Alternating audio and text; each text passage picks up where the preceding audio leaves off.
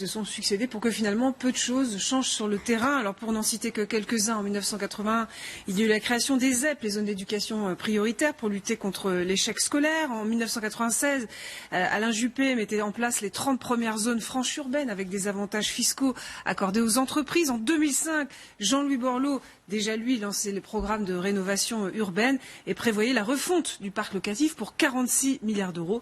Résultat aujourd'hui, Pascal, eh bien, les quartiers ne sont pas plus désenclavés. Au contraire, le taux de chômage s'élève à 25% dans les quartiers contre 9% sur le reste du territoire. La mixité sociale, qui est pourtant une priorité, n'existe pas. Résultat aussi, selon Jean-Louis Borloo, donc l'ex-ministre de la Ville, 6 millions d'habitants des quartiers vivent dans une forme de relégation.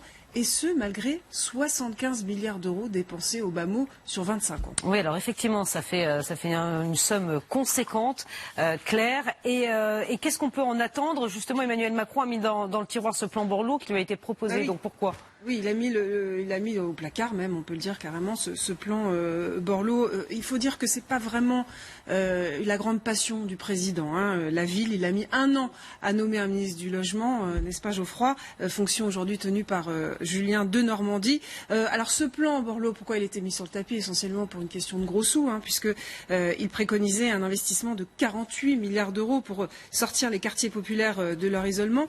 Et c'est vrai que le problème, c'est que tous ces milliards, ils trouvent finalement peu de concrétisation sur le terrain à cause des complexités administratives. Il y a eu des logements construits, rénovés, 600 000 en 15 ans, ce serait mentir que de dire le contraire, mais preuve qu'on a échoué sur ces territoires, on en a encore à faire aujourd'hui.